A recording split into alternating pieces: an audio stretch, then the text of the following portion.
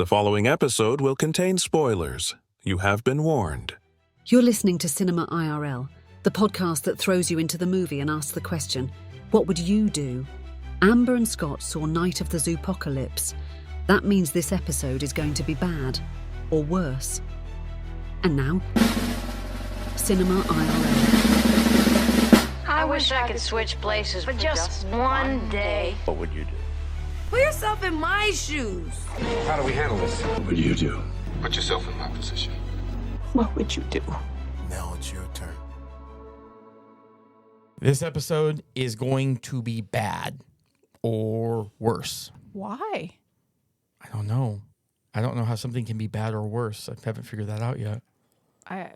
Okay, well, not exactly sure what you're talking about, but Well, I'm sure time will tell. So well, let's yeah, go ahead and that's because we had a delay. Like, we have like a 3-day delay between when we watched the movie and when we're filming this. yeah, usually we come to the studio right after a film. He talked about how this was going to be bad or worse. What? This is a really bad start. This is already bad or worse. Okay, well, they mentioned it multiple times throughout the movie. It was like a joke about something being bad or worse. Okay. Already. Well, like you can't be worse than bad because bad's not quantifiable. Okay. Well, let's go ahead and dig in here so we can do what we do here. Okay, here we go. Night of the Zoopocalypse. A wolf and mountain lion team up when a meteor unleashes a virus, turning zoo animals into zombies. They join forces with other survivors to rescue the zoo and stop the deranged mutant leader from spreading the virus. So this was an animated film, and it was actually inspired by a true story? It was loosely inspired by a short story by Clive Barker. And Clive Barker is obviously very well known in the horror genre, doing films like Hellraiser and Candyman. Yeah, this basically Book of Blood. This was an anamorphic animated horror film. Yeah. But I mean, really, it was a children's animated anamorphic horror. Yeah. So we have our little zoo creatures, and a meteor comes out of the sky, bounces around, and ultimately lands in the bunny barn, of which one really stupid bunny decides to, I don't know, eat the frickin' meteor. It's not food. It can't even smell good. It can't look good. What the heck is up with this bunny? Maybe it did taste good. We don't know. And so he eats this little tiny nugget that's left after the whole meteor comes and bounces around and gets smaller and smaller and smaller till it hits Earth. And then he turns into this purple and green glowing blob with a hand, and ultimately turns into this creature that then infects all of the other zoo animals. And we have our main character of Dan, who is the mountain lion, and Gracie, who is a wolf. And they form an unlikely partnership to try to save all the zoo animals. Yeah, I know. And save themselves. I know Jimmy and Von Murder actually saw this movie as well, because they were both like, oh, maybe this is a movie for us. But it ended up not really being a movie for either one of them. Do you want to tell our audience who might be stopping by who those folks are? Oh, those are two of the fantasy football monsters. If anything, it might have been more of Morty or the werewolf. Yeah, so Von Murder is a vampire who occasionally is our on-scene consultant for vampire films. Jimmy... Actually, he's never been...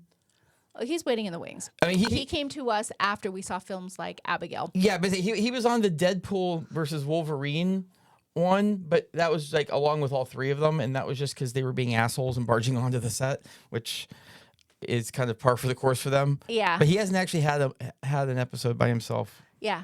And we have Jimmy. Sorry, man. You still don't.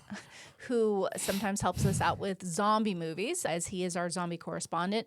And then we have Morty, who is our resident werewolf expert, who does chime in occasionally when we see a werewolf-inspired film, which surprisingly we've seen quite a few of. So in the zombie one, obviously, I thought we would have the benefit of Jimmy's input here, but I don't know, maybe he walked out. I hear someone call my name. Oh, goodness. Okay. No one called your name. I know I heard you. No. Go away. Go. Hi, Hi. I'm Jimmy. Hi, Jimmy. Hi. So I heard my name in the other room. I was busy working on some research material for an upcoming episode. And Yeah. Well, my ears started burning or falling off. One of the two.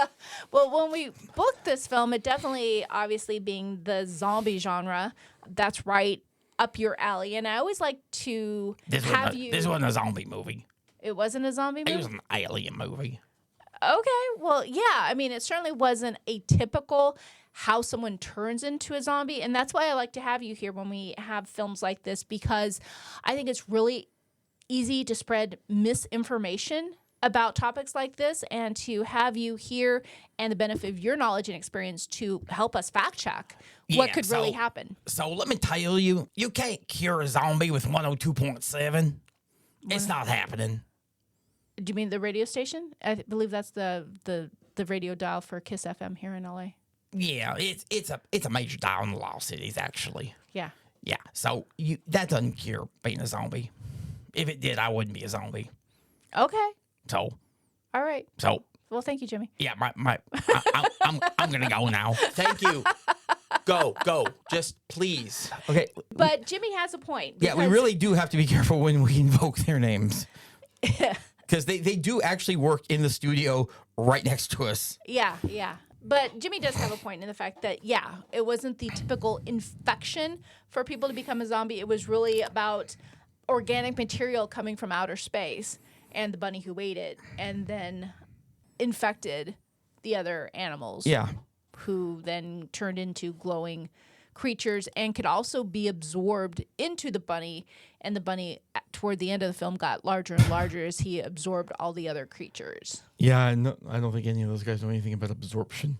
That's not really their thing. So yeah. I mean, this was, like I said, this was an animated, anamorphic children's horror film. We've done plenty of what would you do's in animated films, so I don't think that makes any difference at all. So yes, I mean, I think this movie in particular was very light on what would you do's, but excuse me.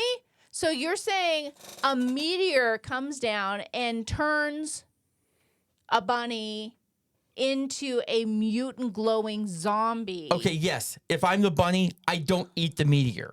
Okay, but then there's no film. So let's pretend you're one of our other two main characters, Dan, who is the mountain lion who has just arrived at the zoo. And his main quest is to get the heck out of the zoo and get his freedom because zoos suck. And they should absolutely be dismantled. And that's my own personal soapbox moment. And then we have Gracie, who is part of a wolf pack. And she is just very wholesome and family oriented. And she takes the lead of saying, well, we have to save everyone at the zoo because the zoo is my home, because she was captive born since some of her other earlier ancestors were captured and imprisoned in the zoo. Yeah. So if you were in Gracie's shoe or Dan's shoes and you saw this happening to the zoo, what would you do? I mean, if you're the goody two-shoes kind, you're going to try to help everyone. And if you're the I want to get the hell out of here kind, you're going to get the hell out of there. And they both kind of did that, or were certainly trying to. I mean, obviously you had that whole eventually friendship wins and I'm going to save you, even though I didn't like you at first. But now you're my best friend and I have to come back and save you before eventually leaving you at the end.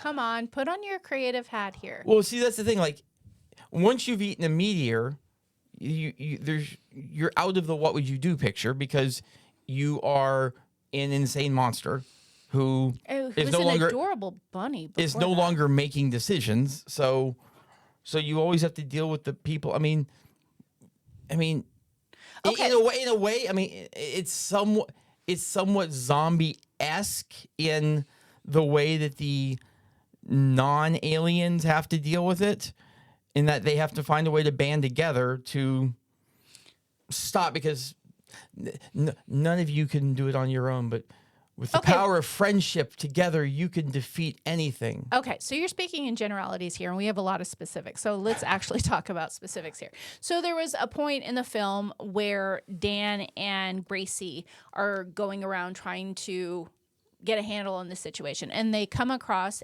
an adorable little baby hippo who initially they're scared of. They think it's a zombie, but then they realize it's just this cute little pink hippo. A little pygmy hippo. Yeah, and they end up taking on responsibility for this baby hippo because if you go off and leave her, she's surely going to die. But her?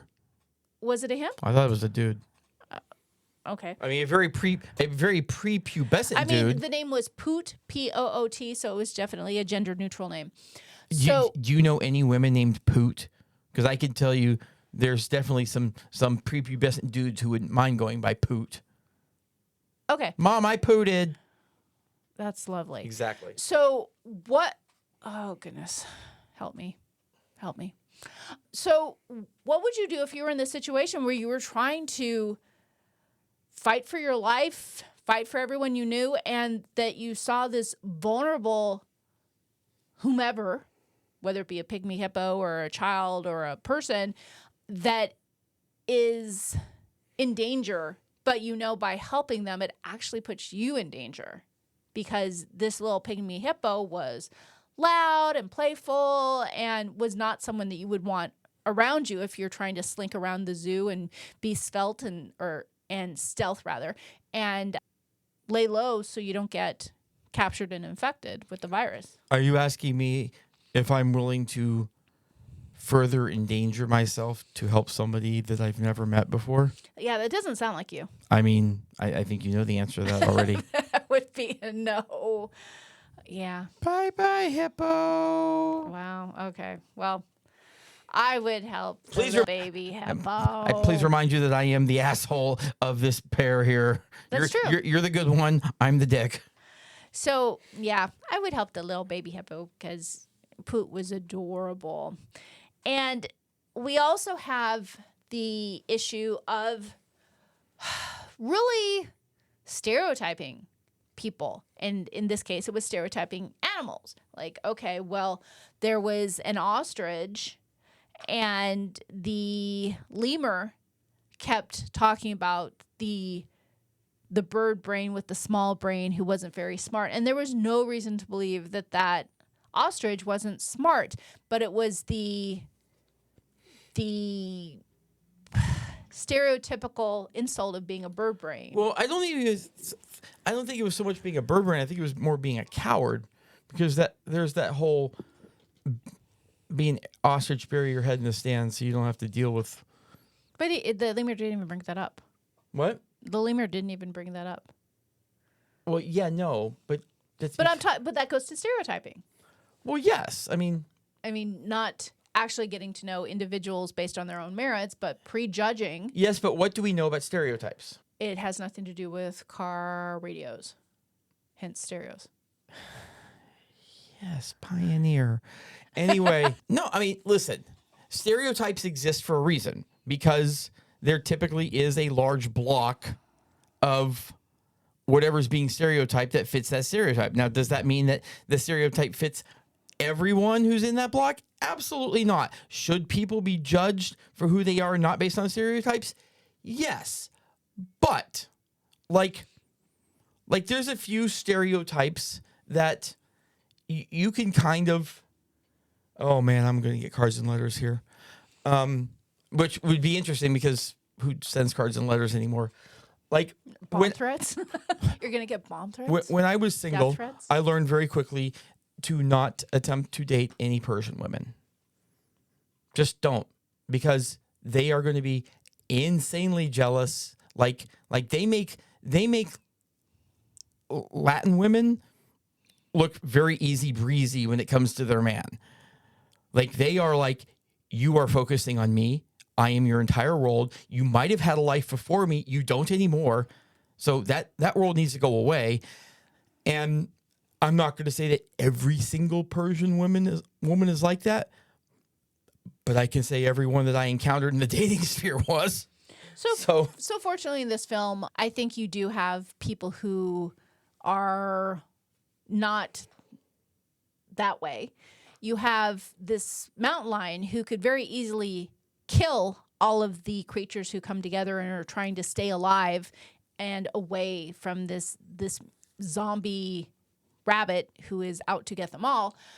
But the mountain lion evokes the watering hole rule. And they're like, what is the watering hole rule? And it was basically when times are tough and there is no food and everyone is depleted and things are hard, that if you're at the watering hole, it doesn't matter if you're an antelope or a lion or whatever creature, you don't hassle anybody at the watering hole. You're there just all trying to survive. We'll squab later, but for now... Yeah, so initially... The enemy of my enemy is my friend, regardless of what the enemy is. Yeah, for sure. So even though everyone was terrified of the mountain lion, he said that, and they're like, okay. And sure enough, he was true to his word and did not endanger any of them because he was more than a stereotype. Well, yeah, but I mean, again, there's that whole... I mean, I literally just said it. The enemy of my enemy is my friend. Like, my brother and I, we used to fight like cats and dogs. And, like, I mean, so much so that my dad once told us to take a couple of knives, go in the backyard and finish it. Like, I'm not kidding. That actually happened. We didn't get knives and go into the backyard, but he actually did say that. You could send him cards and letters. But listen, if somebody else started screwing with Tim and basically screwing with our family, that's when I was going to band together with him to take care of whatever that was. And yes, he and I might fight like cats and dogs otherwise, but there's that watering hole, the watering hole being the family. You screw around there, we're all going to gang up on you. Like, it was actually interesting when I went back to Abilene for my high school reunion a number of months ago. We were taking family photos in the park, and I have 5 siblings. One decided he didn't want to be. Don't you have 4? Oh no, excuse me. Yes, I have 4 siblings. I'm one of 5. Counting's hard. One who left like 15 years ago, and he's completely out of the picture. But then the other 3, and we all squab. Like, we are not the best of friends in any way, shape, or form. But there was this guy in the park who was just being a real asshole. And he like would screw with various people, and we kind of get on him. And then finally my mom's like, let me go reason with him. And my mom goes over there and tries to talk to him. And I believe his response was something like, fuck you, bitch. I've not ever seen anything gel us 4 kids faster than watching some dude look at my mom and say, fuck you, bitch. We were on that guy like white on rice, and he almost got his ass beat by 4 of us. So in a way, it was actually nice. It was a nice gelling experience, even though left to our own, we'll mostly fight amongst each other. But yeah, and that's the case with most of the zoo animals, and they would not be palling around together. That one is prey to someone else's prey to someone else's prey to someone else's prey, or food to someone else's food. So to have an ostrich and a lemur and a mountain lion and a wolf and a pygmy hippo, all palling around together is definitely not something you would see in nature. But when you're trying to survive a meteor zombie apocalypse at the zoo, you do what you gotta do. yeah, when you have a threat that's large enough to come after all of you, okay, listen, we'll go back to eating each other later. Let's, and especially if you're at the top of that food chain, you're just like, listen, I'm not going to eat anyone. Let's just take care of this guy. And the next one's down. Okay, I won't eat anyone. And then you're just like, okay, well, I guess we're at a truce for now, which is fine.